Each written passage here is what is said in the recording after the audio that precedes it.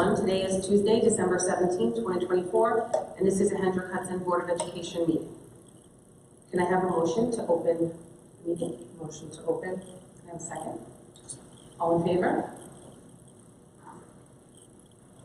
The Board of Education will enter executive session for the purpose of collective negotiations under the Taylor Law, medical, financial, credit, or employment history of a particular person or corporation, or matters leading to the appointment or employment history of a particular person or corporation, or matters leading to the appointment or employment or promotion or demotion or discipline or suspension or removal of a particular person or corporation. Do I have a motion to enter executive session? Motion to enter executive. A second? All in favor? The Board of Education will return at approximately 7 p.m. Hi everyone, and welcome back to the Hendrick Hudson Board of Education meeting. Can we please rise to the Pledge of Allegiance?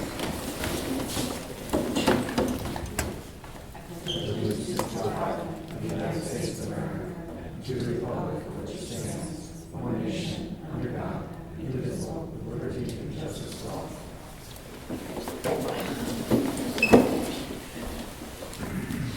All right, we started our night with recognition. I'm going to turn it over to Mr. Trombley.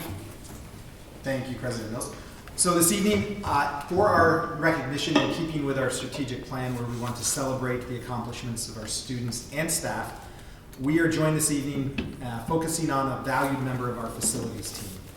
To help describe the recognition, I would ask our Director of Facilities, Mr. Anthony Merlini, to introduce the Tennant Company 2024 Cleaning All-Star recipient and our head custodian at Furnace Woods, Mr. Scott Gilbert.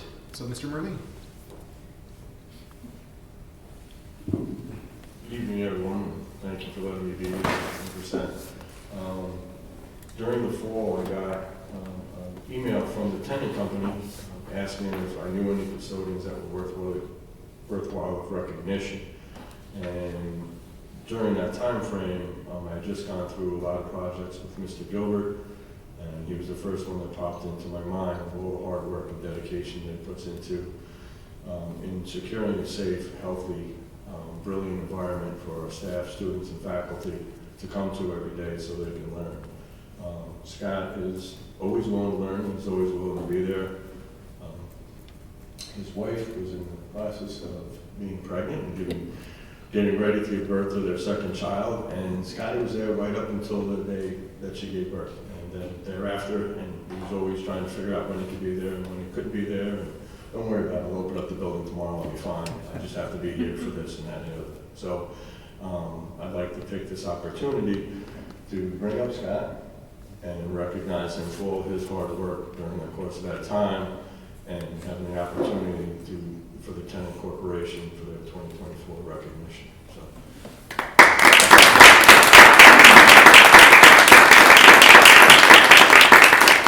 So before I come up and present you with a certificate of appreciation on this recognition, as Mr. Merlini said, we are joined by your wonderful family, two handsome sons who I know they're missing Paw Patrol, so we'll make sure we get you back there. And as a testament to Scotty's service, I'd like to note that this is one of the most well-attended board meetings we've had. Scotty has not only his family here, but also the support of his colleagues. So, Scotty, that's a testament to the relationships that you build, not only in your building, but across the district. And I've had the pleasure of, when I'm at Furnace Wood, always being welcomed by you and know the safe environment that you provide for our staff and our students, and thank you. And so thank you for all you do. And this is just a small recognition that we can give you. And I know your service to others goes deep into your history as a veteran, so we're proud to have you as part of our Hendrick Hudson family. I also want to take a moment to recognize Mr. Merlini, because it does take time to recognize those who deserve to be recognized. So Mr. Merlini did take the time and recognize Scotty. He also did receive some financial recognition from the Tennant Company for taking time to recognize, and in a selfless manner. Mr. Merlini did donate that to charity. So Mr. Merlini, thank you for being selfless in your actions as well, both in recognition and for giving back to our community. So thank you as well.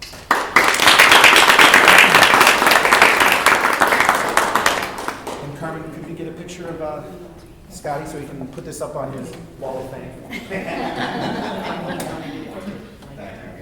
Appreciate it. We're doing the shoot today. Okay. All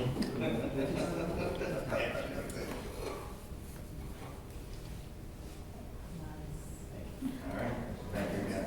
Appreciate it. Thank you. Thank you.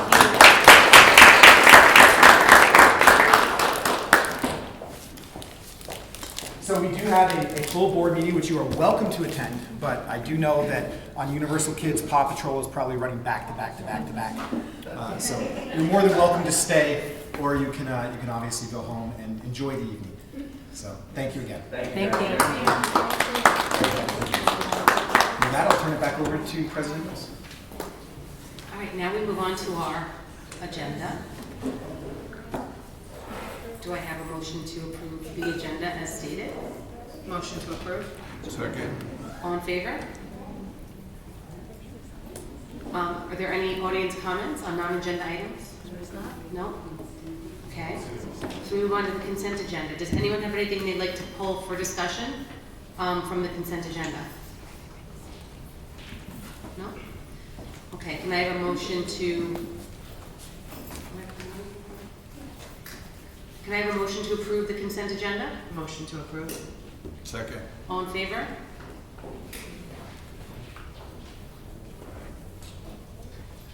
That moves us to hearing of the public on agenda items. Has anyone signed up? There is some. Okay, that brings us to presentation and discussion. And we are starting with our district goals update. Thank you, President Mills. So this is a mid-year recap of some of the great work that's occurring within our districts across all of our departments. For the board's consideration and also the public, we wanted to take time this evening to briefly update you on various department and building level goals and the progress in meeting those goals. So at the end of last year, we discussed that we wanted to make sure that we aligned our efforts to the strategic plan that is in place until 2027. This work began in the summer at our summer administrative retreat. We're over a few wonderful days in July. I'm sure all of our administrative team remembers them well. We took time to look at what we wanted to accomplish within our buildings, within our department, within the district, and align that to the established strategic plan that the community and the district put so much time into developing.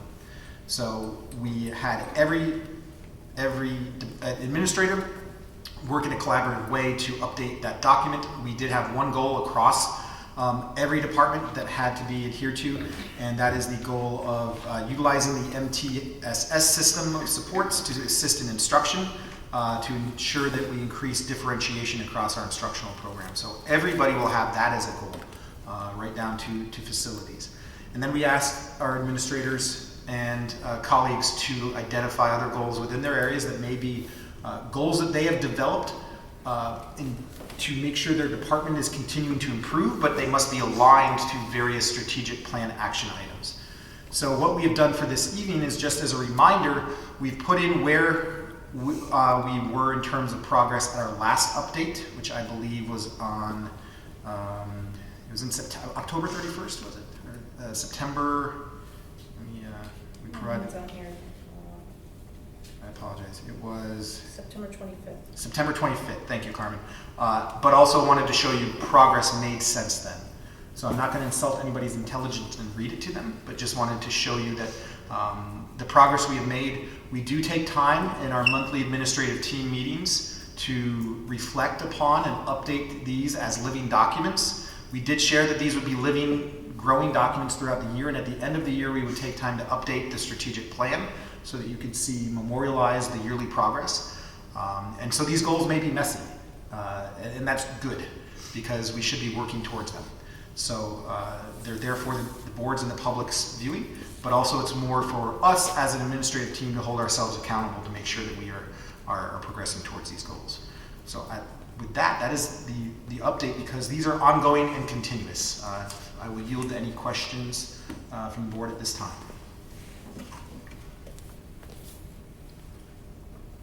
Does anyone have any questions? Nope. All right. Thank you. We read through this all earlier, so that means a good thing if we have no questions. Yes, it's much appreciated. And the support of the board in their goals, because our goals cascade not only from the strategic plan but also align with the Board of Education goals. And that is next. We're gonna do a, hold on. We have a little bit of a problem. It's not, that's not that. I'm gonna just do this. It's okay. We're gonna go through our goals and do a brief check-in on where we are, at this time. So, just bear with me while I open them on my computer. Does everyone have them, Carmen? I didn't make a copy of the, what, Okay. your last presentation. Okay. Right, if you just go over the more. Yep. This would be like goal one. Hold on.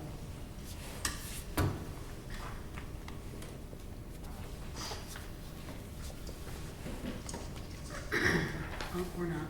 So goal number one, was to revise, goal number one is strengthen and enhance communication and advocacy to secure support for district initiatives. We've begun that goal. We have bullet points. So there's 3 goals that we're working towards that are the board goals, and below each one we created bullet points. So we're gonna go through each and see where we are as a group. So the first one was to host regular community engagement events, and hold meet and greets, and we did our first round of meet and greets. We're gonna set up a second round, potentially a third, but we'll probably have to discuss as a group, how we're gonna do that. We wanna do that during budget season. So we'll get those on the calendar. Second round, establish an advocacy task force. We've done that. So far, the advocacy task force we read the letter that was written to begin with to get to support us moving forward with potentially just advocacy efforts to support Hendrick Hudson. We've met as a task force so far about 4 times. Mike was able to read that letter at the DOB meeting, and that, he got a lot of good questions and some insight, and we've already been approached for meetings with representatives, so that's a step in the right direction. And I just want to offer some insight, because I didn't get to share this with anyone today. We had a meeting this afternoon with a few of us on the task force, and we actually, I was going to send everyone notes, but I might as well just share now. We had a meeting, and to this effect, when we were talking about all the different things our groups were doing, it became very clear that this approach is going to work best, because we're not working in different silos, we're all working together for the same goal. And it was really nice today to have that discussion, and we're putting together, the next step is to put together like an info sheet, like with data to share to go along with the letter. So we've gotten started on that. Attend and support school visits and meetings with elected officials. We're moving on that. Engage through email campaigns. We have set up our newsletter. We're going to send a second newsletter in January at some point. Create a process and procedure to include a student member on the school board. That is going to be, we're working on the process and procedure around that. We're probably going to have to bring it back to have another conversation. But by next year, we have to have one. So we'll get that. We're moving towards that. Do you have an update on that with For BOCES? Yeah. I do not. Just a point of clarification, because we were a little confused about the regulations there, thinking that BOCES was going to set the procedure for how we pick our student representatives. The clarification point is that BOCES has a board themselves, so PNW BOCES has a board themselves. They have to put in place a procedure that chooses students from various component districts. And so they'll be working with us once they've identified that. So that was the clarification. Oh, so there's 2. There's 2, correct. Okay, that's good. That's another opportunity for students, which is great. Correct. And then the last one here is email and social media campaigns, and we have also been working on that. And we're bringing in the thought exchange, what we discussed the last time, to start with feedback on how the community wants to hear from the board. So we're doing pretty well. Does anyone have any feedback on this goal? Okay. one point of privilege, we often, when we meet with our administrators and ask them to update their goals, one item that I ask them to consider is that they often do not give themselves as much credit. And just to support the board in demonstrating attainment of some of these goals, there have been board members who have joined us with visiting the Montrose Veterans Home. There's been a number of inquiry, the work in terms of the advocacy group that Erica mentioned, but that has really been something that I think the community should be aware of as unifying a number of different stakeholder groups within the district and having externalities above and beyond the advocacy, but creating a better sense of community too. Goal 2 is revise policy 4000 and 5000 series, and we are in the 4000 series, so we're working towards that. I will say, being on policy committee, this is quite an aggressive goal, but we are going to get through. We got through 17 policies the last meeting, so we are. I think we can do this, but everyone has to bear with us. A lot of this, the 4000 and 5000 series, are really, a lot of it is about our students, how we instruct our students, what our student requirements are. So there will be more discussion. Some of the policies are a little more straightforward. They're tied to legal matters. Some of these will be more catered to Hendrick Hudson. So just keep that in mind as we move through those. How many policies are there in each category? Do we know? It varies. It varies. I can tell you, the 4000 series right now has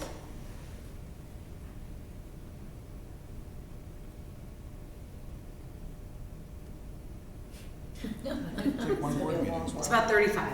Thank you. 35. So it's not unattainable, but you know. 2 times last meeting's policy upload. Yeah, I just think we have to be aware that some of these will require more input. We may have to ask some of them. We may actually want to ask the public for input. And we're gonna need more like leadership Yes, feedback. feedback from leadership and administration. So just something to keep in mind. I lost my screen. Point of privilege while you find your Yes. screen. So just to provide some background into why it may seem that policies move quite quickly at the board table, just to clarify, before a policy even makes it to the board table, we are doing a policy review with the New York State School Boards Association, who will review our policies from their perspective and then make recommendations to us on how we update the policies and which policies we update and which policies retire.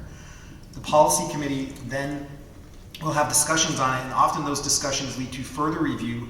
For instance, if it is something that may impact special education, we will ask our special education administration to review it.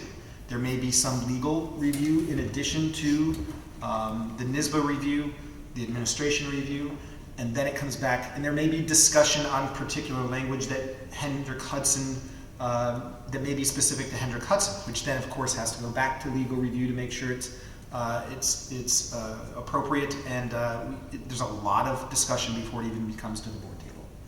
And then what happens afterwards? You'll notice that most of the policies say the superintendent will create regulations associated with this. That's the next long-term step. But in any case that is something that impacts our students or our staff, it is reviewed with administration. Either electronically, they're asked to review it and follow up with their staff as applicable, or we take time at an administrative team meeting if there's something that we really want to see as a policy shift, or that is quite impactful to our operations. Just some background on that. Thank you. And then our third goal was to monitor progress towards strategic plan, create a monitoring schedule, set a timeline for reviewing the progress. So that was tonight, right? Check in 1. Engage stakeholders, involve parents, teachers, students, and community leaders in evaluating progress, conduct public meetings or focus groups to gather input and ensure transparency.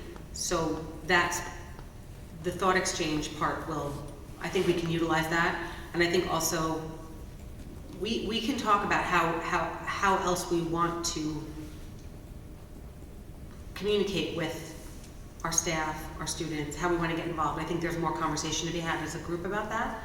So that was, I think, one of the first thought exchanges we were planning on putting out Yes. was on the best form of communication with our community and stakeholders, and how they want to receive information, and also how they would like to communicate with us.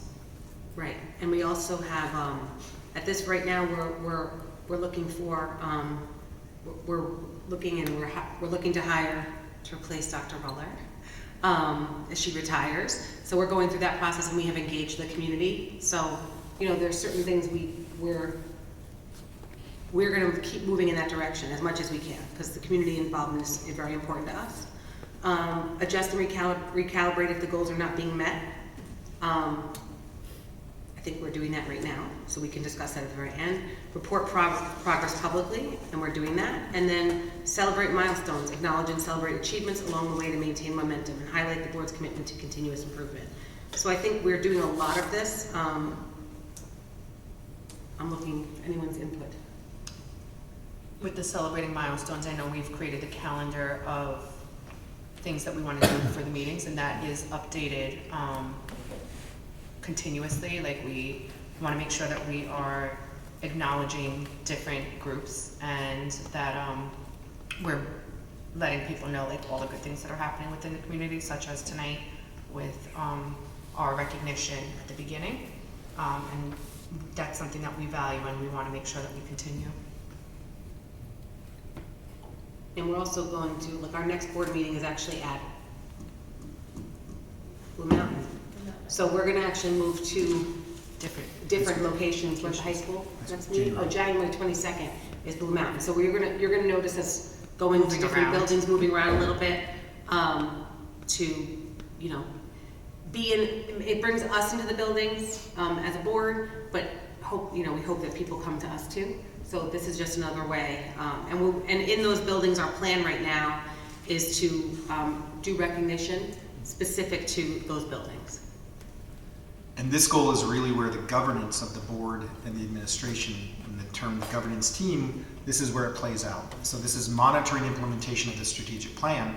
This is where we identify your expectations of us. So as an example, with the engaging stakeholders, when we do look to fill vacancies of personnel, we want input and transparency, and so there have been, led by Dr. Garcia, there have been stakeholder groups of teachers, of parents, soon-to-be administrators. So that's just an example of how the governance and this particular goal of monitoring progress towards strategic plan plays out in terms of administering the strategic plan. Anyone have anything to add? I think we're doing okay. All right. We have great leadership. Oh, thank you. All right, so the next item is superintendent's update. Thank you, President Mills. Brief update for us this evening. It is the last scheduled board meeting. Hopefully, there's no reason for a special meeting or anything such as that. It is the last scheduled board meeting of the year. And so we have to get used to saying 2025 already. So make sure you start updating your correspondence accordingly. So in terms of regionalization, which has been a topic that New York State has asked districts to engage in terms of planning to identify areas where we may engage in sharing of best practices, sharing of resources. This is a plan that New York State has unveiled. They have rightfully tapped the brakes a little bit on it and provided clarification. Trustee Bodine, Trustee Stanko, and President Mills and I attended a town hall with the Commissioner of Education, Betty Rosa, to explain a little bit more about regionalization. And the district has a decision to make whether or not to participate in regionalization planning, and they had to identify that by January 15th. My recommendation is that we do the necessary steps, which at this time is just filing a strengths and needs plan with the state, and that will allow us to continue to engage in shared services through BOCES. Since New York State hasn't fully fleshed out what that plan is, and there's no sanctions or expectations of additional work at this time, I'm recommending that we file a plan to access whatever benefits may come down. New York State has assured us that a component of regionalization will not be loss of local control and the individual boards will still have decision-making authority when it comes to how their district may participate in that. And so we are possible, to file that plan in accordance with the deadline. At the January 22nd, 2025 board meeting, we will have the board prepared to engage in a discussion on the veterans exemption process. This is the Hendrick-Hudson School District does not currently afford veterans exemptions on taxes. So we are preparing data for the board to engage in an informed decision-making process should the board consider to do that. In general terms, when we talk about regionalization, not the regionalization, but the veterans exemption, the soonest, as the town of Cortland has informed me, that we could go into providing these exemptions, if the board so chooses to, would be to notify the town of Cortland by May 1st of 2025 to have it take effect in the 2026-2027 tax year. So there's a number of steps that we have to go through should the board decide to offer these exemptions, including a public hearing, a public comment period, and then board action. So we want to make sure the board has an informed decision. So Ms. Figueroa and I will have already been working with the town of Cortland. We appreciate their partnership in this, and we'll present as much information as we can, because there are, just like building our budget, there are a number of variables to this, but we'll give you as much information as we possibly can to help you make an informed decision. As I mentioned in I believe it's my October 31st community update, I am fortunate to have a beautiful view from my office that overlooks the Frank G. Fields. And there's a wonderful tradition that I have come to learn that occurs in the afternoon, and it's not just the geese that habitat that field. It is that there are many individuals who use that space to engage in the enjoyment of motorized vehicles or electronic vehicles. I do want to take this opportunity to remind the community that motor-driven vehicles, including cars, snowmobiles, mini bikes, motorcycles, all-terrain vehicles, and electric vehicles, did I miss anything? Anything that has a motor and can go on that space, they're not allowed on any school grounds unless authorized. We've had recent incidents where people have become injured, and also recently with yesterday being or Monday being it is Monday, so I'm used to board meetings on Wednesday. Yesterday being a day that school was closed due to inclement weather, some individuals did take the opportunity to utilize those vehicles on that property and did some damage to our field. So if you or your family operate these types of vehicles, please ensure that they are only used in authorized area and in a safe, responsible manner, away from school property. And as a reminder, use of district facilities, including the grounds, is governed by District Policy 1500, and we really appreciate everybody helping keep our grounds and facilities safe for everyone. And as we approach the holiday season, I want to take a moment to extend my heartfelt gratitude to everyone. This is the time of year that we often reflect upon what we're thankful for and what those we are thankful to and for. I want to give my heartfelt gratitude to everyone who contributes to the success and well-being of our students, staff, and schools.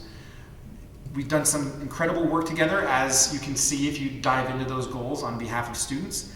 And it's a time where I'd like to celebrate the strength of our shared commitment to educating our students in the best manner possible. The joy and energy at our schools during the season are a testament to the spirit of our student and the dedication of our staff. And on behalf of the Hendrick-Hudson Central School District, I wish each of you and your families a season filled with peace, joy, and cherished moments. And thank you for all that you do to support our students and each other. Later this week, I'll share a broader holiday message with the entire community, but I want to make sure how many people do we have watching tonight? I didn't get that from Those watching, I'm going to assume 16 individuals online. Want to make 5. Okay, didn't have that. I wanted to take a moment to let those 5 people watching just to know that my gratitude and best wishes for a wonderful holiday season. So at this time, I'll remind my kids to go to bed. If they go to bed by 7:50, that's a fantastic time to go to bed. But I will now also ask Dr. Stephen Garcia, Assistant Superintendent for Human Resources and Leadership Development, to provide his brief update to the Board of Education. Yes, brief. So as you know, I've been experiencing the pleasure of meeting with different stakeholder groups, gained some feedback on the characteristics of our next Superintendent for Curriculum Instruction and Assessment. That last week was with our teacher group. And I just wanted to share some initial thoughts. I thought it was fascinating. I'm really learning a lot about the school district and its community through this process. So it has been invaluable for me professionally. So just initial thoughts. So there's consensus that the next superintendent must understand educational standards and possess strong analytical and leadership skills to enhance student performance. So that's kind of like a heading of what the faculty mentioned to me. Some other key points: knowledge of changing standards and data analysis is essential. Experience in assessment systems that are balanced and non-overburdening is required. A visionary leadership approach, which should prioritize student-centered learning. Candidate must understand New York State Next Gen standards and balance with the needs of diverse learners. In terms of professional background, there was a concept of a minimum of 10 years of teaching experience in the classroom, and also administrative experience in different capacities. And again, each stakeholder group, elementary people believe we want elementary experience, and same thing with secondary. Sometimes you need to have a little bit of a balance in the middle, right? Strong communication and collaboration skills are crucial to work with teachers and families. And lastly, an understanding of the K-12 curriculum approach and equity practices and program management. So those were some, just to highlight some of the characteristics they're looking for. Tomorrow I meet with the administrative stakeholder group, and the goal really is to develop a composite of the qualities of an ideal candidate for this position. And afterwards, after the new year, when the posting does close, we'll be starting through the review process. Right now in OLAS, I think there are about 80 candidates. So I think we're getting a good cross-section of professionals, and we're looking forward to continuing that process. Just as another note, we will be posting for the anticipated K-12 Director of PE Health and Athletics position. That will be, I think, the 6th of January. We're going to open that up and then see what type of candidates we get for that position. As Mr. Baker will be leaving us at the end, I think, of December 2025. So we're getting ahead of the game there, too. Great. Thank you, Dr. Garcia. I'll now ask Ms. Benita Joy to provide her update in technology and innovation. All right, thanks everyone. We had some really good excitement at FGL, Furnace Woods, and BB, actually K-5, around our code.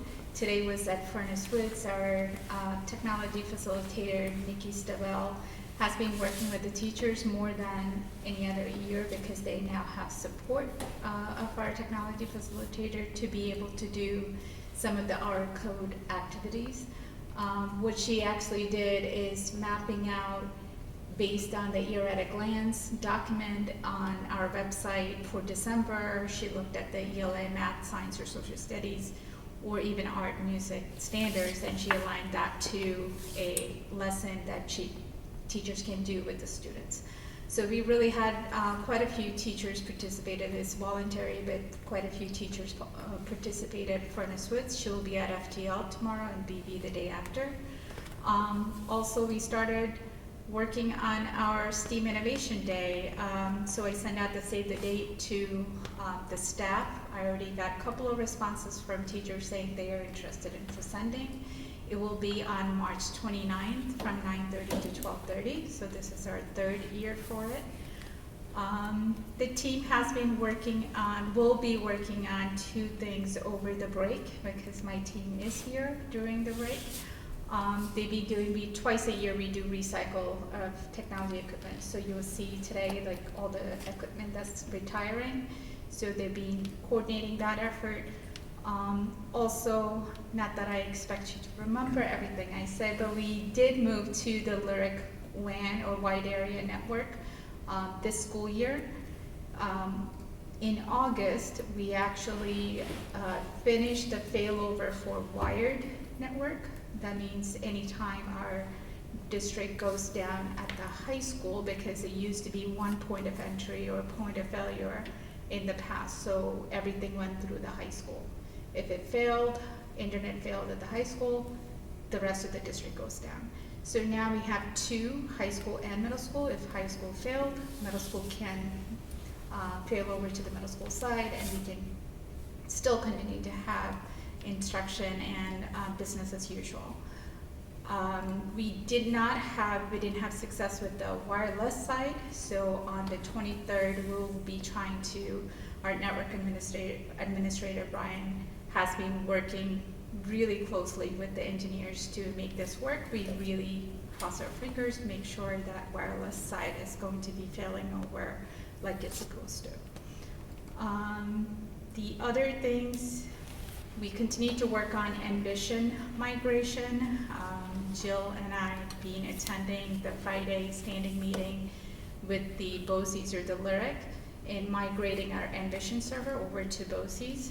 We have a deadline of hopefully February, but we're on track, so maybe it would be sooner. The other thing is we've been talking about moving to managed IT through BOCES in the new school year. Part of that is help desk. So currently we use a help desk system called Mojo Help Desk. That will be converted to ServiceNow, which is industry standards help desk through BOCES. So we've been attending the design meetings with them. So the user experience for our teachers would be similar to what they're doing in current help desk system. So that's pretty much all the update that I have. Thank you, Benita, and thank you for providing updates on various aspects of our instructional technology efforts, which span not only instruction but also infrastructure and data. So I did remember that I forgot when I did my residency at BV to highlight something that Benita's leadership has allowed. It was around the Halloween timeframe, and we did, our students during one of their STEAM classes did a teleconference with students from Oswego. Yeah, we actually had a couple of different, in each one of the schools. We had Oswego was one of them, and 2 other New York state schools. So it was a video conferencing experience on a challenge that they had to create a robot that they had to create. Yes, a robot monster. So it wasn't just using video teleconferencing, but it was getting students excited about problem solving and engineering and design, where our students had to build a robot monster according to directions that were shared by the partner school, and just to see the excitement that the students had around that. And Benita, thank you for your visionary leadership, and Margaret as well, in the curricular area of our instructional coaches, to supporting that. So thank you. And I do pay attention to what you say about our WAN network. When are you testing out the wireless so I can know if my computer goes down? It's not me. It's actually, you're wired, but okay. If you are on wireless, it's on Monday. This coming Monday? Yeah. Okay. All right, so just a note for yourself. So thank you again, Benita. So I'll turn it over to Dr. Ruller, our Executive Director for Curriculum Instruction and Professional Learning. Good evening, everyone. So I'll talk a little bit about Monday's PD events since we had an early release day. Lots of activity at the elementary level. The focus was on interreading. We had a representative of the company come in and work with 3-5 in the morning, K2 in the afternoon. Learned about some features of the program we haven't really thoroughly explored yet, the most exciting of which is a product called Amira. Amira is an artificial intelligent reading assistant, and it's really quite fascinating how the kids will interact with her. So we are looking forward to developing a protocol for the student who would be served best by working with Amira, and that is with some guidance from interreading themselves. The consultant spoke to that a little bit. And then seeing what she can do to assist some of our kids who may be struggling in a few areas. So that was, there was a lot of buzz around that particular feature. At the middle school, we had our ENL consultants in to talk about vocabulary development, co-teaching opportunities between content and ENL teachers. What exactly is the role of the ENL teacher when we are co-teaching? And then the middle school ELA team met with 2 programs to discuss a potential ELA pilot. Anicia and I will be debriefing, I think it's tomorrow, to talk about what's the next step in both of those conversations. The high school had lots of committees working toward the next step in their work. The plan pilot is exciting. Departments had their regular meetings. There's some conversation there continuing around their scheduling work. When we come back from the break, there'll be a bigger conversation K-12 out of Curriculum Council that will look at scheduling opportunities at the elementary level. The middle school level, as you know, has been engaged in conversation around that already, and we're just looking to move that a little bit further down the road. High school also wants to look at their course catalog and the way that students are offered courses for selection in any given school year. So they'll be looking at regional, not competitors, but colleagues to see how is the course catalog open to freshmen in Briarcliff, or what does it look like in Byram Hills, and how are kids selecting courses, what are the requirements, what are they open to, et cetera, as they look also at their scheduling opportunities. So those are exciting conversations to come. The high school, I also had a conversation with Lauren and the art team at the high school. So they are preparing to file for the individual arts assessment pathway, which is one of the alternative pathways for graduation. So you're required to have 5 Regents exams. This would allow students in the arts pathway to have 4 Regents and then their art portfolio. I will say publicly, just for transparency, that the individual arts assessment pathway is available to students in art, music, theater, and dance. We don't have a dance program. I don't know what it would look like in theater, nor do I know what the exact requirements are for music. Obviously, each discipline has their own portfolio that is built, but the art teachers are excited. They have done a lot of work on the requirements. They feel they have their application ready, and as soon as the window opens in February, we will file for that. It will be another opportunity for our students in the 25-26 school year. So that has been a while coming, but we're excited about having that now sit alongside the things like Seal of Biliteracy, the Seal of Civic Engagement, and we'll continue to explore what opportunities we can offer to our high school kids as they prepare to graduate. And that's really about it right now. You have a question? No, I was just going to say thank you, Dr. Ryer, and also thank you for your flexibility in the schedule for yesterday when we did have to pivot, when we did have inclement weather. Everybody was wonderful about where they. Everybody was wonderful about where they needed to be and how long they needed to be there. So I appreciate everyone else's flexibility in moving around. Great, thank you, Dr. Miller.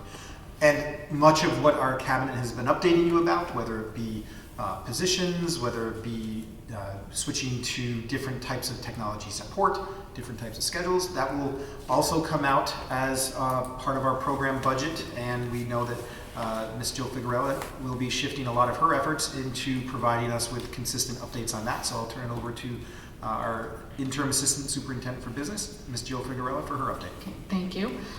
So we met with, we had 8 department budget meetings over the last couple of weeks with technology, curriculum, facilities. We met with the high school, the middle school, 2 elementary schools, and athletics so far.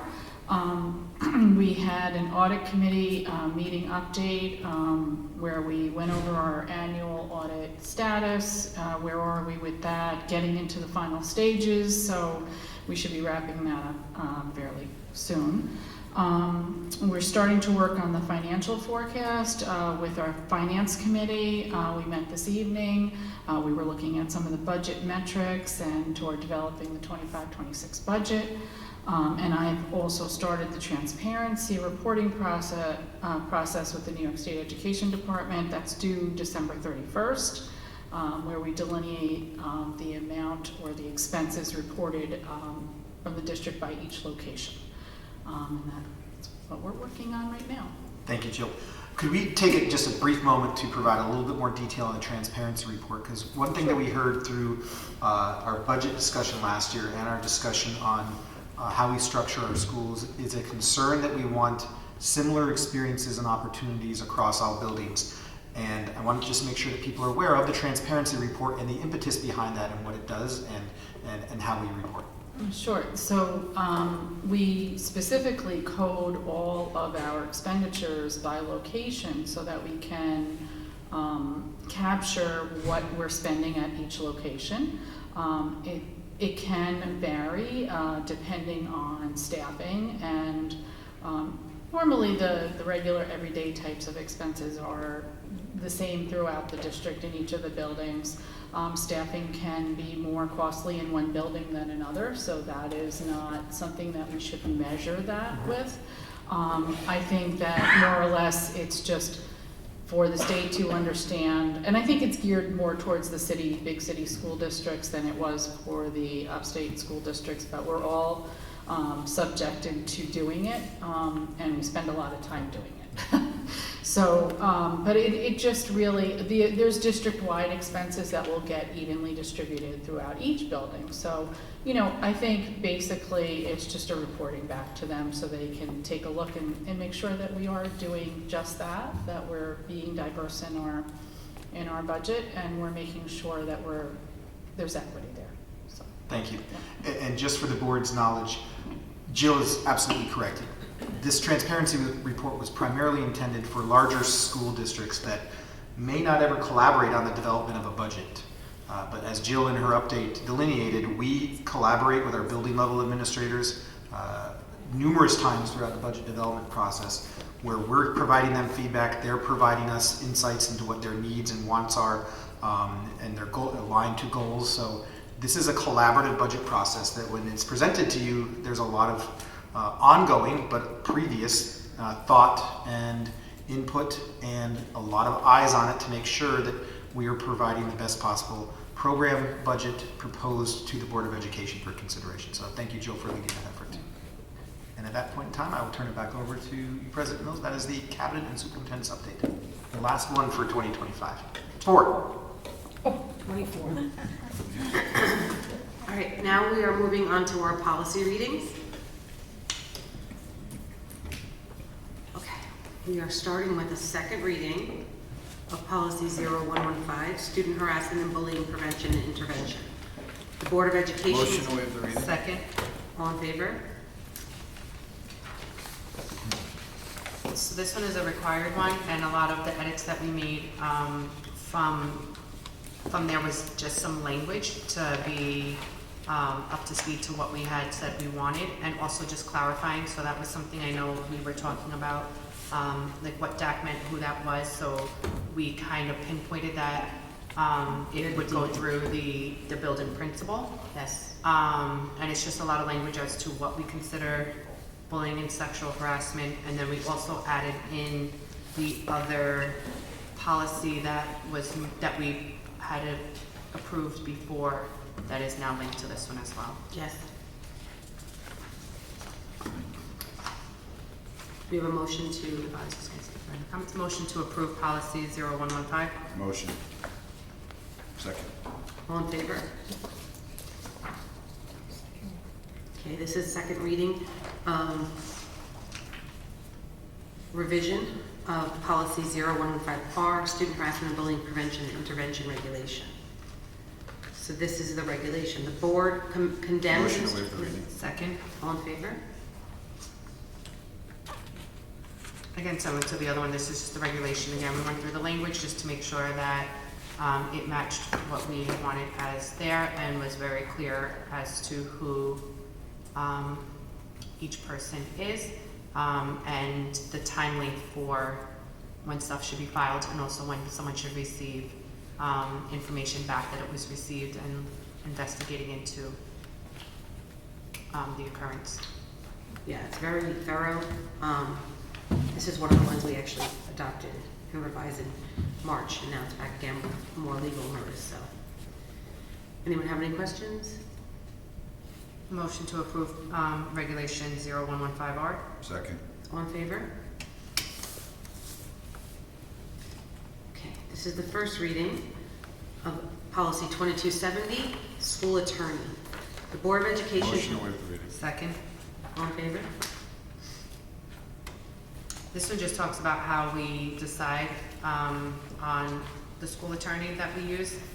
Communication, right, is it this one, how we communicate with the school attorney, which is always through the leadership, through the president and or the superintendent. Anyone is allowed, from the board is allowed to talk to the attorney, but it does go through the president. So either you tell the president that you are calling, or you call and the attorney will also in turn do that, and it just goes through there and how we appoint them. Did anything change in this policy? This is a brand new policy. Recommended. Okay, we're gonna bring this one back. This is the second reading of revision. Policy 2000, school board governance and operation, regular meetings. Regular board meetings. Motion to waive the reading. Second. All in favor? This is one that clarifies regular board meetings and work sessions. I think it just kind of gave a better understanding of when we hold our meetings, and who is in attendance. Mm-hmm. It just it took the old wording and just made it a little bit clearer and I guess easier to understand. And I think it's important to note that work sessions are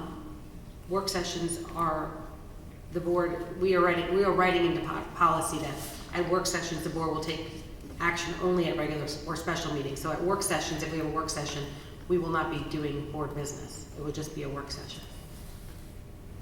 So there's different ways we could do that. This year, all of our meetings are regular board meetings. Last year, we had work sessions, but we thought this was the best way to handle this for now. This is one of those policies that if we think we need to have work sessions mixed in, just keep in mind that we won't be able to take action.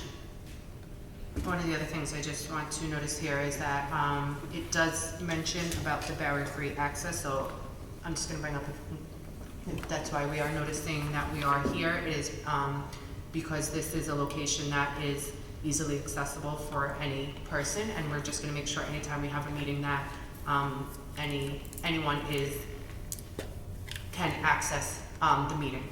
Yeah, it's difficult at the when we're at the high school because there's steps right here at the cafeteria area.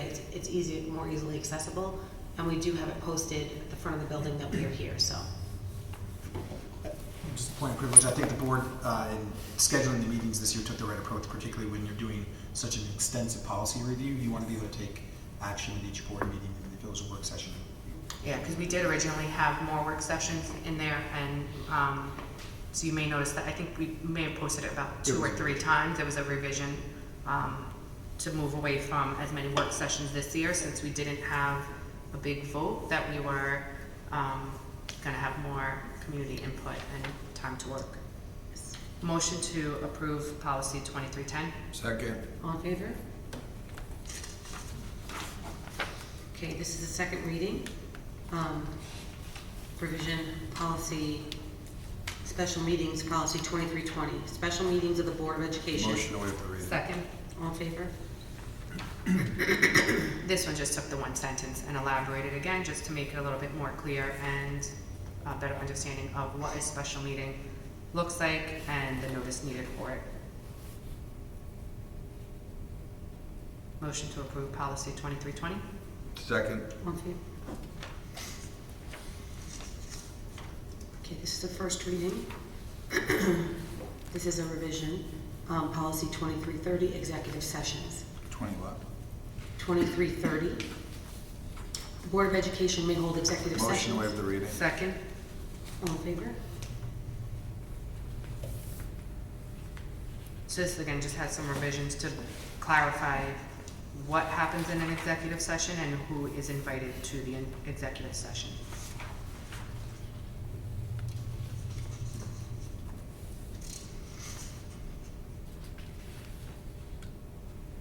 Looking, this has not been updated in 22 years. Yes, this is one of them, yeah. So it was just time to look at the language, make sure that it was relevant to what we are doing now, and the different methods that, or different reasons why we would need to enter executive session. And this one was reviewed by our, by NISBA recommended language and also by our legal team. Okay, we'll. Every one of these, right? Recommended is reviewed by just right before we're getting it now. Yes. Everyone. Everyone. Okay. That was the first reading. This is a second reading. Revision policy 2340, notice of meetings for all regular and Motion to waive scheduled. the reading. Second. All in favor? I think this one, again, we just, we're putting in how much time we would give to the public, for a meeting. And when, I mean, it says here that we would do 72 hours. Carmen has been great at giving well more than that, for The the agenda. public, for the agenda and for just notice of the meeting.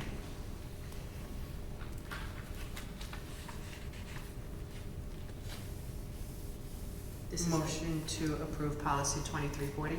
Second. all in favor? Okay. First reading to retire policy 2130. Board member training and financial oversight, accountability, and fiduciary responsibilities. Within the first year of election. Motion to waive the reading. Second. All in favor? This was updated recently in another 25, meeting. 2520, yes. So this is now in a different policy, so we just didn't feel the need to be redundant and have a second one stating what we just said in 2520.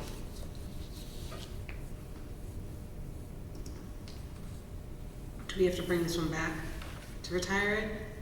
You don't have to, we can. Motion to waive the second reading of policy 2130 to retire. Second. All in favor? Motion to retire policy 2130. Second. All in favor? Okay. This is first reading to retire, school board policy 2300, school board meetings. School board meetings are open to the public in accordance with law. Motion to waive the reading of policy 2300. Anyone second? Second. All in favor? This one we just rewrote. In different policies, yeah, so we have the policies that we were just approving and talking about for some of the first ones, what are regular meetings, what are work sessions, what are the special meetings, and then also the timing that would be provided for those meetings. So these, we're retiring this one because it appears in other policies. Motion to waive the second reading of policy 2300. Second. All in favor? Motion to retire policy 2300. Second. All in favor?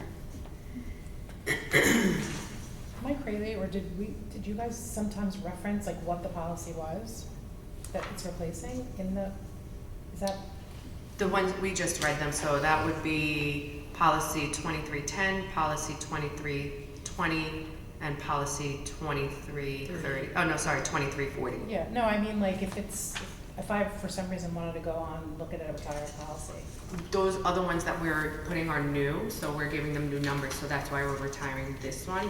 But it wasn't cross-referencing any other ones because they didn't exist before, Oh, because those are new. Okay, got it. And then in any retired policy, with your access to board docs, you could be able to go to the archive.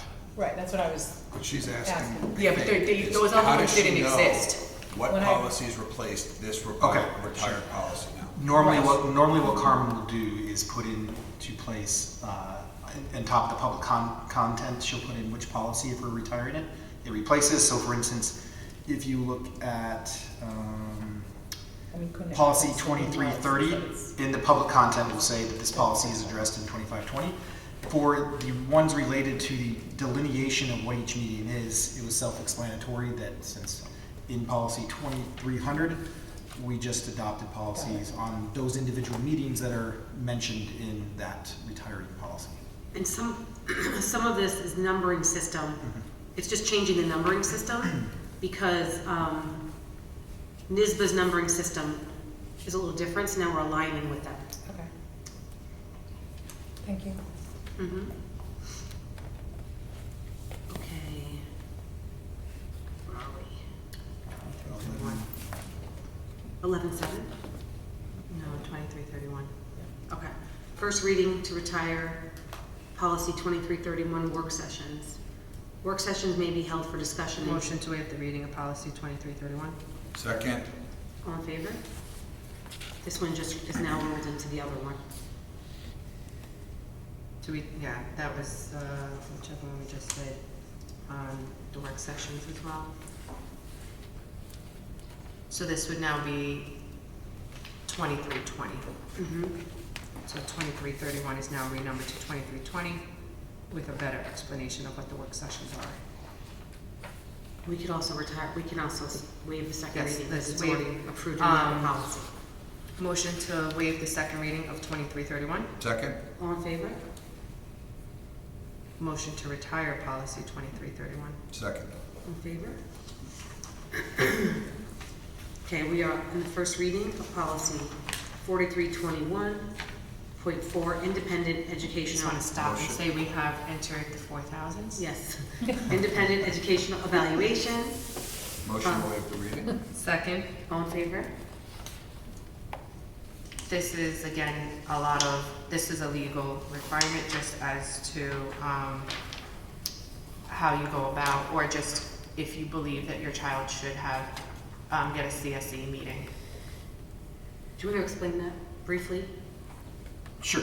In terms of a independent evaluation, so the policies that we're looking at here, they set the fees that are charged for independent evaluations.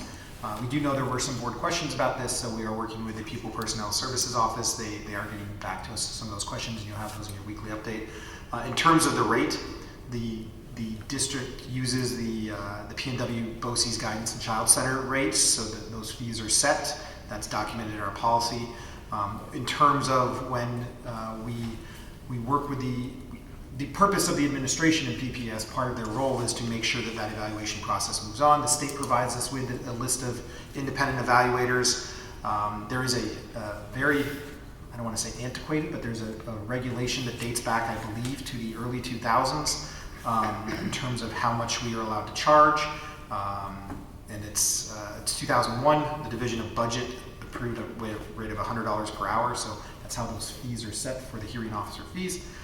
So this is delineating how we conduct those evaluations and how we oversee the implementation of those evaluations. We are provided with names by the state of those independent hearing officers, which changes quite frequently, and those lists of independent hearing officers are maintained by Carmen and shared with PPS.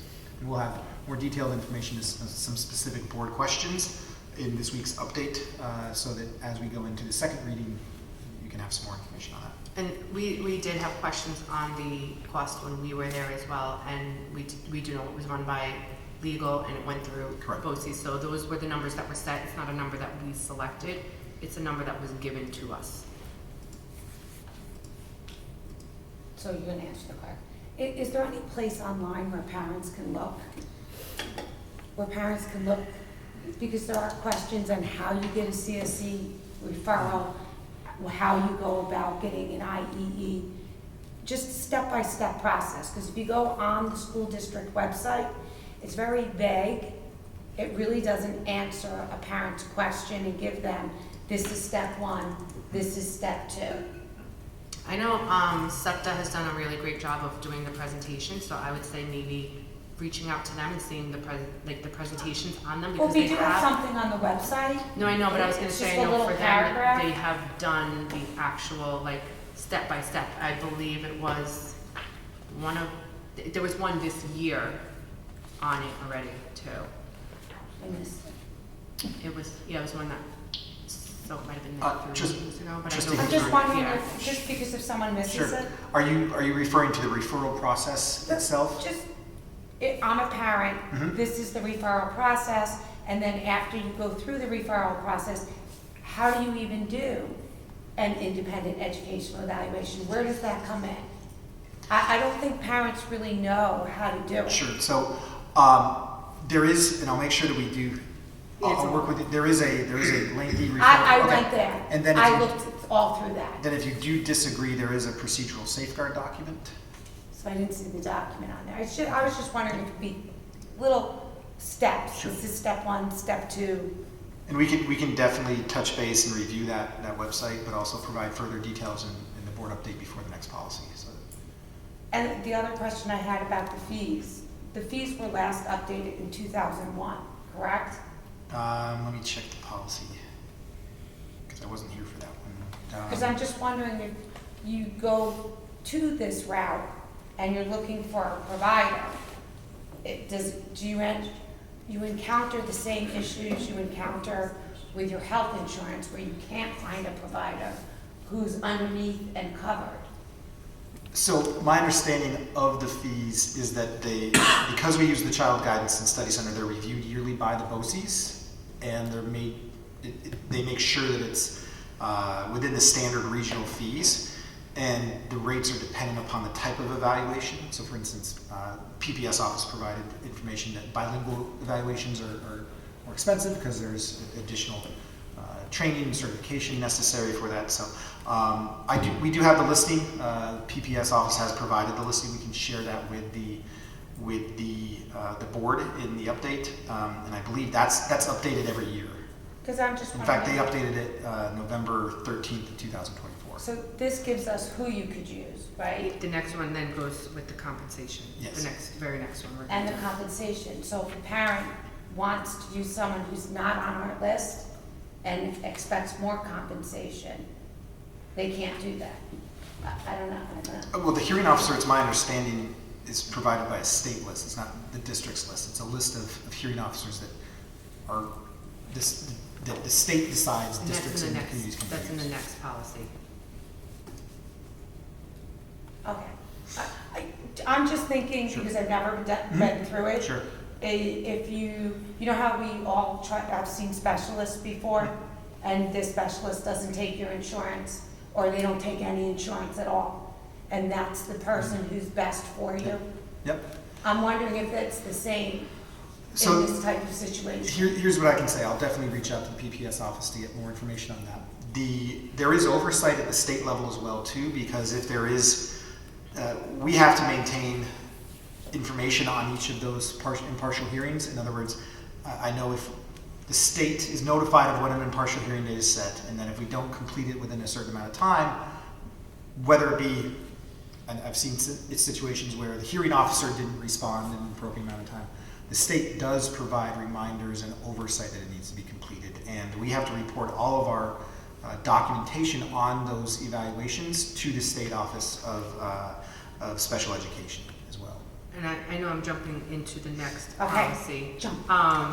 The $100 that you see there, that's for the hearing officer, the impartial hearing Right. officer. That's not for the specialist or anything Correct. else. Those will be later uncovered as we dig deeper into the We'll share those 4,000. fees with So you. this is just the fee We for just the updated. hearing officer. We did just. Yes. We did just update the other ones, and again, those numbers are all coming from, I think actually that chart is on there as a regulation. It is. So that it can be updated, like that when BOCES updates it, ours automatically updates to reflect their numbers. So we're not set in, we have to wait for us to update the policy again. It's supposed to be that we're referencing theirs. So when they update, ours updates automatically. So If I'm we'll provide correct further on that. details before the next meeting as well too. Okay, the next one is first reading, revision policy 4321, 8.8, impartial hearing officer, appointment and compensation. The Board of Education will Motion to appoint. waive the reading. Second. All in favor? So this just goes through the selection of it, how the state selects one, when you're going to see from there.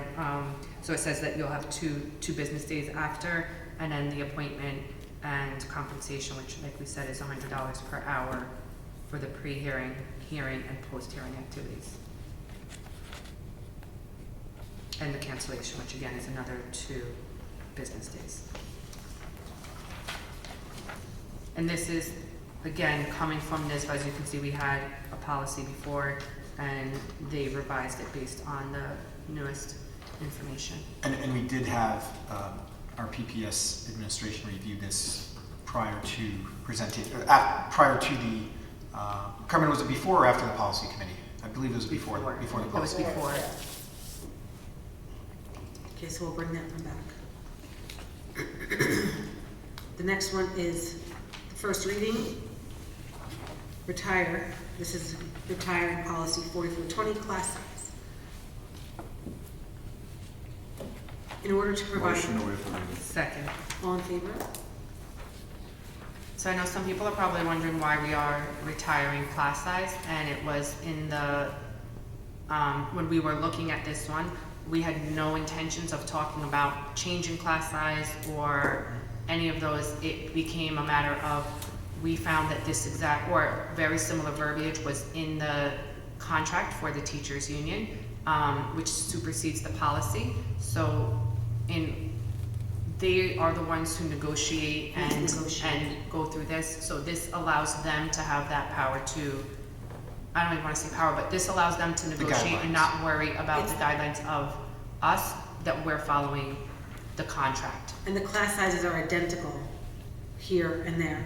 And this also brought up, we had a conversation in policy, a couple of conversations around this, is I dug deeper and tried to find any other school district that has any elementary class size policy. I could find one in New York State, and the other policy, 4420, was totally unrelated to this. So this is sort of something that we did in 1990. There must have been a reason, but then when the contract was codified 2012, when this was codified in the contract in 2012, so it was a negotiated point. I can't go back that many years to know why we needed to do this, but I think more importantly, this is not, because this exists in the contract, I think that's really best. A lot of questions came up about, why don't we have a policy on high school class sizes? Why don't we have a policy on special, children in special education rooms? And that's all laid out in the contract. It's all laid out in the contract. Just a point of clarification, one of the reasons why policies setting limits for class sizes may not exist, and why in the contract it's actually stated as, and even in the policy that we're recommending to retire, they're guidelines or goals, because as we've talked about in budget variables, enrollment is one of those things that is out of our control. So you can imagine if there was a set limit that we had to follow, that a financial, if we were to exceed that and there were specific mandates, it would put the district in a situation to really have to do some pretty big problem solving to make sure you met that mandate. That's why even in the policy, if we did go over the class size, it was, first of all, conduct a study and look at what things we can do to address that. It did not say you can't run a class because it's over the class size. You had to look at options to better support students. And I think it's also one of the other things to note about the class sizes is that, sort of been discussed in the past, like the board determines the class sizes, and unless we're going to go differentiate from what's negotiated with the bargaining unit and go down in class size, we really can't differentiate. Like it's not really technically up to the board, because it's written into the contract that is negotiated with the unit. As goals. Yes. As goals. And also, all of our, just so everyone knows, all the contracts we have, all the active contracts with our 5 units are all available to the public online under our Human Resources tab. In case anyone out there is interested in reading it, or anyone here is interested in reading it, they're all there. Can I ask a question?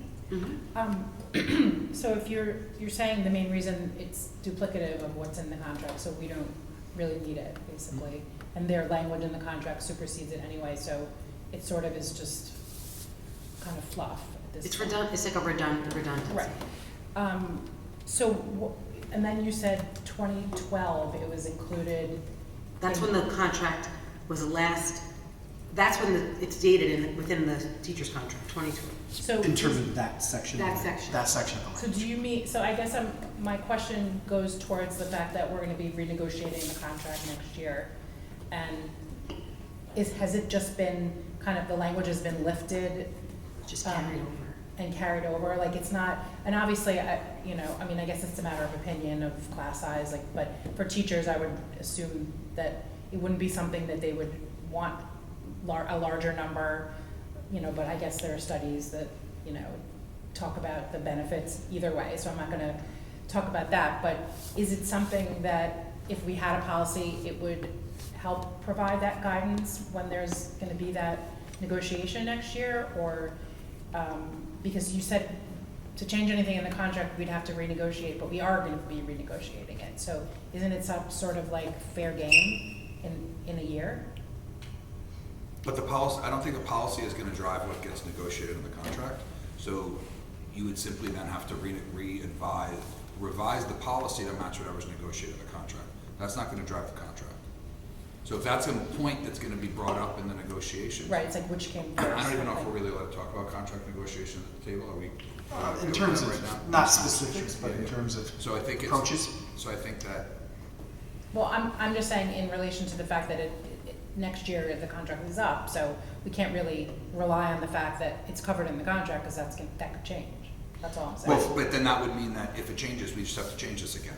It's not that the contract negotiation is Right. going to allow the But policy we're to. retiring it, so. If you kept it, it would not predicate the conversation in the contract. They would just simply put in whatever they agree upon, and then we would have to go change it. So it's not like that's gonna create framework that would guide the contract. This is not, It's power, this it's is not, basically power. this is not, yeah, this is not setting anything in stone that they have to stay within these confines, because then when whatever they choose to negotiate and however they, want to bargain would affect this Right. more than this affecting that.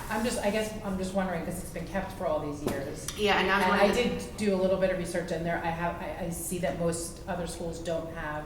Because don't it's have it. within So the I agree. contracts. I'm kind of trying to wonder why it's been there, and I'm gonna They ask, well, I'm gonna wonder why this policy hasn't been looked at in 10 years, yeah. like all of our other policies, right? So, It's just something no one was, it was one of those, I guess, it didn't need to be addressed, so it was, So it just was it just passed over. wasn't addressed at the time, but yeah, Right. every other district, for the most part, it's part of the contracts. It's Okay. not a policy. And again, these are from a policy's perspective, the language of the active policy, if it's not retired, is guidelines for them, and also in the contract, it's goals. So we also know that we, in terms of educators, we want to provide class sizes that are appropriate, and that would come out during Right. budget discussions as well, in terms of staffing, and the concept of space as well too would if our enrollment numbers warranted it. It wouldn't just be that it's a free-for-all. There'd be, we Right, as I just, educators. being new, I've paid particular attention to the language that you always use around, because you always quote policies, and when there was an issue earlier this year about maybe going, above the class cap size, you several times said the board policy, is this, the board, so you referenced it a lot. and then But then it would, now instead it would be referenced in the contract. But why wasn't it just referenced in the contract before? So Because that was part of our digging when we were doing this, that then we realized it's in. We the asked, policy. so what, you didn't know. so here's, I didn't know For it was total in there. transparency, the whole entire board, we started to discuss who sets these numbers, okay? Who decides that, why does first grade go down to 20? Who just decided that Right, that where's was that? best? In that conversation, I said, this might be a moot point conversation to even because be you had. uncovered that the language Check the was- contract, Right. and we saw that the numbers were identical to the policy, and the wording is very similar, and that the goals within the policy supersede the policy anyway. and this is That's really where we came through the to. process of a policy review, and that's why it's important To that do the it. board continues a schedule of policy reviews. It has you revisit these, and it has these types of conversations. And particularly being a new governance team, when we prepared for that meeting, we tried to do our homework and take a look at, and in doing that homework, not only was the goals, the section of the contract that addressed goals of class sizes reviewed, there's also a section of the contract that discusses terms of the agreement.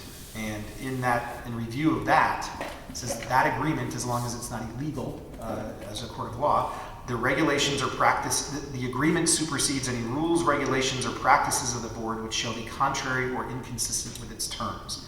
The provisions of the agreement shall be incorporated into and be considered part of the established policies of the board. So while I may have been referencing policy early on, that's the first place I go to try to provide the board guidance.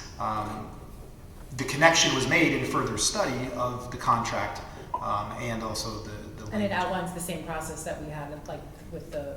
similar process. Similar with either splitting or having the TAs or whatever, that whole thing is. Again, it establishes that after a certain number of students over the goals, a study will be conducted, and in that study, certain recommendations may be splitting the class or adding a teacher aide. Copy, thank you. So we'll bring this one back. I just don't want anyone to think that we are looking to change class size, because that is No, not I was not touching at that 10 all. foot pole without any discussion. Thank you. Okay. This is first reading of policy 6900, sale and disposal of surplus district equipment, books, materials, and supplies. Building Motion administrators. to waive the reading. Second. All in favor? So this basically states that anything that the district has purchased, including books or materials, if they are no longer being used, you can't just dispose of them as a teacher or a staff member or anyone, that there's an actual process for there. So this just outlines the process for it, and then there's a regulation for the form that we'll get to on how to go about doing that. And this is new. We need to change it. This is a new policy. I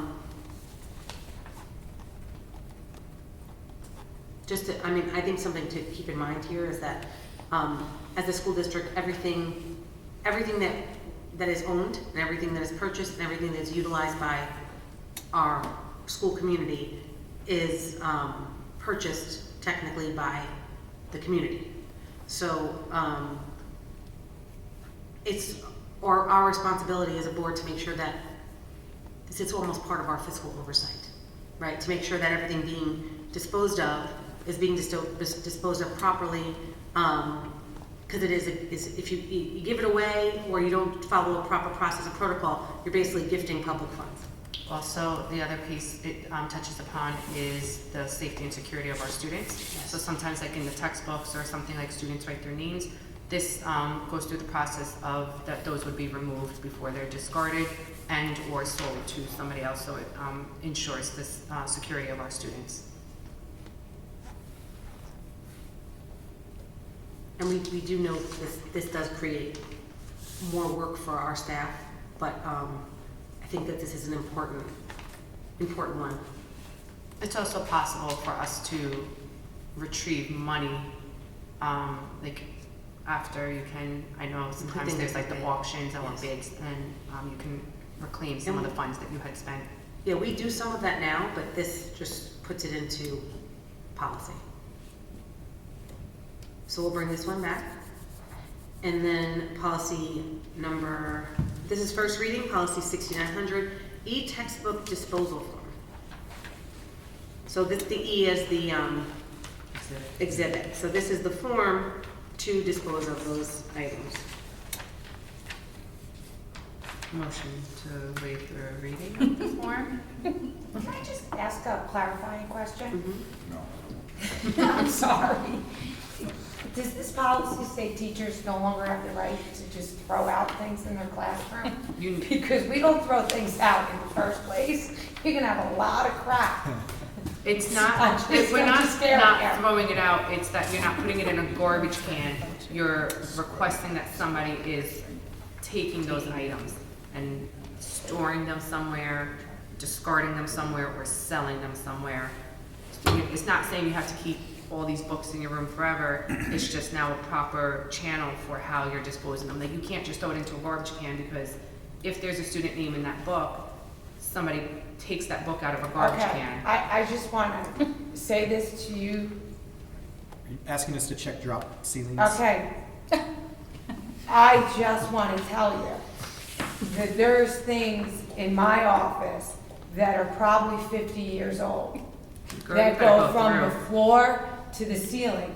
And each June, we do a little bit of cleaning, and it's still there. And we throw things in the garbage. So I'm just looking at this policy, and you're now telling me we're not throwing them, and there's a, did we get any teacher feedback on this? Personally, as a teacher, knowing the process for us, like for me, because my textbooks changed when I went from Common Core to Next Gen and the books that I was using, I did have to, like in my building, I did have to go, like I can't just throw those books out. Those belong to the district, those belong to the taxpayers. They're not my books to throw out. I just was using them with my students. So you have to, we didn't have a form necessarily. I had to talk to my administrators and our custodial staff, and you set them aside and they retrieve them. And what happens with them there, like I said, that goes then to the board. Are they disposing of them? Are they auctioning them off? That's beyond the teacher piece of That's a it. law. Yeah, it is. You can't just throw them Some items are out. considered consumable too. Yes, So, like workbooks. so, you know, those things would not fall into that category, but some of them are I'm not. just saying that there's, I think you should walk into every department and So what we're looking to do in some cases are to preserve storage areas, because you don't want to just keep continuing to accumulate things. And these things can sometimes be used by other organizations or, you know, just be sold and bring revenue into the district. I mean, it's minimal, but it's part of state policy to do that, not just dispose of them. so Trustee Hickey, if I'm hearing you correctly, you're saying, is this going to encourage teachers to keep stuff. keep stuff? So while we respect teachers who identify materials that have a lasting impact on effective instructional practices, the purpose of the policy is not to enable that, because we obviously want our classrooms to be clean, warm, welcoming, inviting spaces. This would allow an administrator or a teacher leader to come in and say, hey, you know, this material is obsolete in accordance with X, Y, and Z. We now have a process to remove it from that teacher's classroom, especially if it's district-owned material. It doesn't mean not to throw crayons away that are this big. You know, like that's something that's not what this is meant to be doing. I mean, So if a teacher wants to clean out at the end of June, there's some form for me to fill out, and then the custodians are gonna pick these books up at the end of June. This would be for like calculators, textbooks, library books. Those are things you don't just throw out, because those were purchased with the tax dollars, right? Let's give a relevant example. Not that that's not relevant, but a timely example. That came up wrong. We just changed. Yeah, can we delete that right? We just made a transition to a new literacy program, K through 5. Right.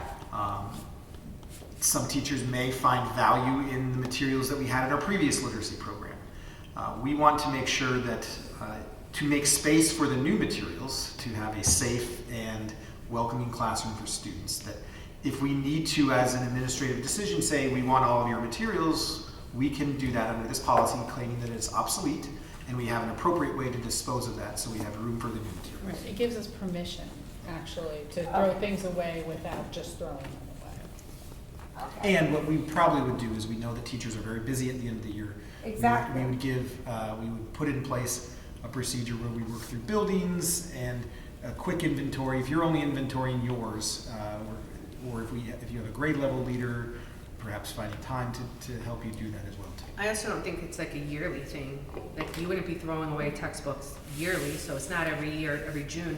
And it's not saying when you clean up your room, like if there was old construction paper you're not using, you're not throwing that out. This is for those big, like he said, when you're transitioning from one series to another series, that you're taking the old ones. I just wanted to make sure, I mean, I'm a computer person.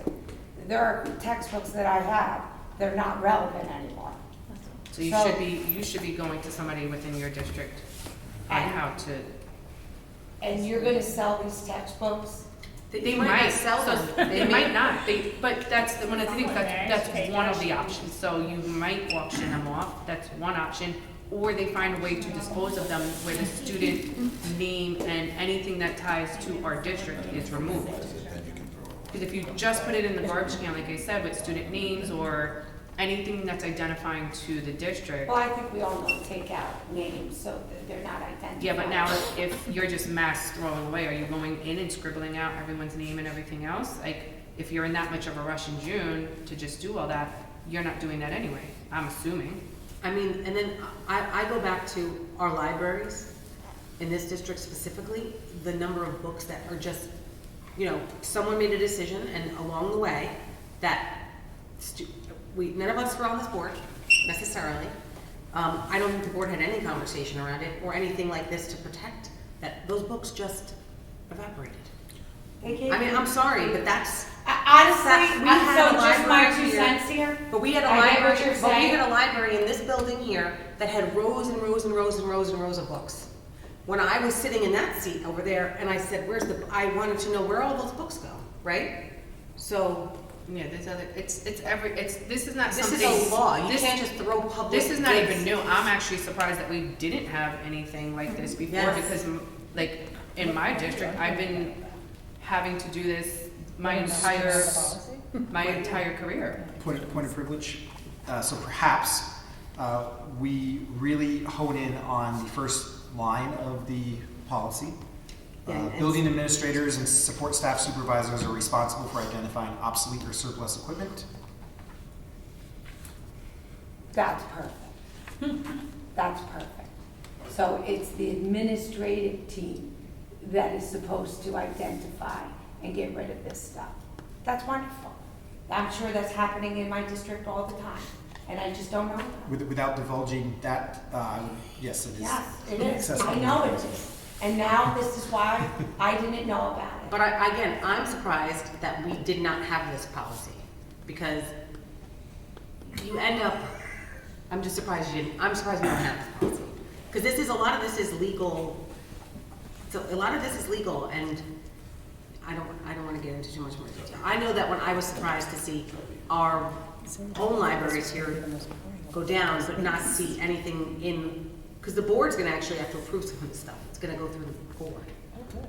So yeah, like, for example, like, I'm department chair for mine, my team will let me, like, I already know when we're getting new stuff, but my team will let me know, hey, I have 85 textbooks in my classroom from this, what should I do with them? And then I follow through. And then there's the whole process where I then go to the next supervisor and arrange for those to be removed. And I'm sure when you retire, you're gonna clean out your desk. in There's your gonna be office. nothing in my room because. That's not how I see other people retire. They just walk out the door and everything's still there. But then it will be somebody's responsibility It is. to go in. Someone on the administration team is gonna do it. I'm for the policy. I think that's great. Are you? Yes, I am 100% for this. Now the teachers. Can I? Jill was hoping that policy would make it through this evening. This is wonderful. Can I ask I if can't there's, believe that's the one that's had the most conversation. That's what I heard. is there That's any what I way just at all, I know it's not You were gonna get possible to get this on one sheet, probably not. Which one? I mean, unless we got rid of could all add of those that. lines. We probably would, I don't believe there's anything that would prohibit us from putting that into an electronic form. Okay. Yes. Or even, I don't think Such you would as need minutes. It would as be many minutes. boxes. Well, boxes are kind of small. Yeah, maybe it would be better if this was a video. We don't need to waive the reading. I made the motion. I'm gonna repeat it one more time. Motion to waive the full reading of policy 6900E, the exhibit. All in favor? Thank you. Okay. Okay, that moves us on to board comments and new business.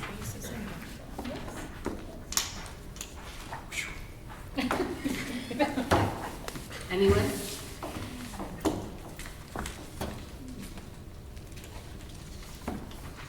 Well, I went to Furnace Woods today for the gingerbread house in kindergarten. That's Oh, super that's cute nice. and well run. If anybody wants to hear about something nice. No, that's cool. Lots of frosting Did they throw and anything candy away? eating. Did you guys throw anything away? No, the kids were eating all of it. It's consumable, right? It was, yeah, it's all candy. It's not making it out of the elementary school. What? Candy's not making it out of the elementary school, it's all. No, trying to eat at least like lots of things. Like, Now, this it was is a- good. They were having fun. This is a fun time of year. I think Yeah. all of our elementary classrooms are doing a lot of festive things. It's Spirit Week at the high school. Yep. Middle school is doing their Hot annual chocolate hot thing on chocolate Friday. on Friday. So it's a very festive time at our school, which is always good Going fun ice fun skating. stuff. Third grade watched the Nutcracker today The 8th graders are going ice skating on Friday. That's nice. with popcorn. To the Westchester skating event. They liked Yeah, it. I'm sorry, that's no.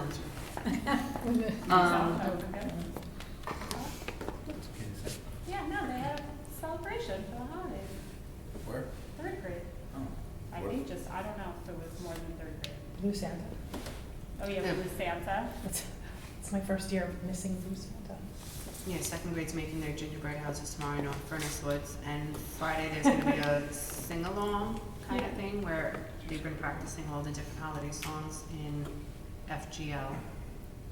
And then tomorrow there's a concert, high school band and orchestra. So it's also concert season. What time is that?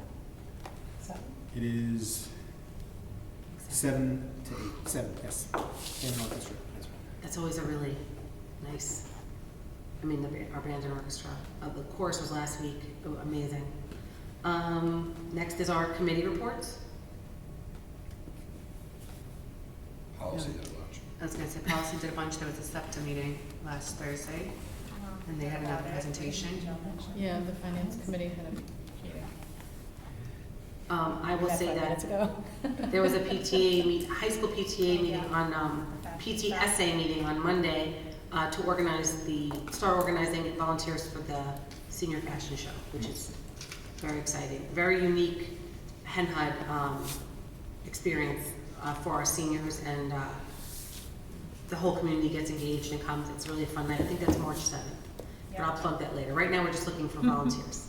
Yes, and tell them you can volunteer even if you don't have a senior. Yes, absolutely, volunteer. If you don't have a senior, they're gonna be looking for donations.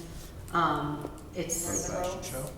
Yeah, you'd be great at that. yeah, Lauren and I are like on the, we're gonna be in it for, I'm gonna, How many years will Parties they for a have? living. yeah, take over and work on this, because Those kids are lucky. I love, my favorite thing is the PTA stuff that I did for all the years, so if I can give back a little way and get more, I think it's really important for all of us here, actually, to remind ourselves why we're sitting here in the first place.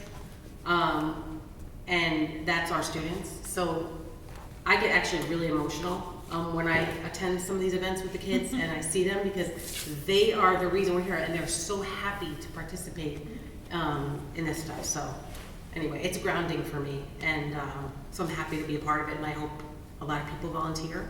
And I know that we have so many opportunities, K through 12 to, give back and support. So just another PTA, a PTA plug, join the PTAs. Any other committee reports? Okay. I was selected as a coach for the kickball team in the elementary. Oh, wow. Oh, yeah. That is January. That's a 5th grade fundraiser, I will right? be coaching with Mr. Riley, and You we may will have so You're gonna, we will dominate, by the way. many down as Just to make sure. possible coaches is always. just don't make sure that you don't That have is kids. January. You're not gonna model No, that, no, right? no. Coach, Okay. No, coaching. It's January 30th. fully capable. You should take the other team back to Garcia. 31st then. Oh, 31st. It's that Friday. It's a Yeah. Friday. Maybe. We are in the process of identifying rosters, as Trustee Stanko said, and names. Very serious. Oh, you have your team? I Because the 5th grade committee has that information. Yeah, they're making the teams. And the 5th grade kickball committee chairs Oh, are there we go. are working on Write that, it so down. I might have to set you up with With the good some kickers? really good kickers. All right, so that brings us to the end of our meeting, everybody. Motion to adjourn the meeting. Second. All in favor? Crazy. Happy holidays. Thank you, everybody. Happy New Happy Year. holidays.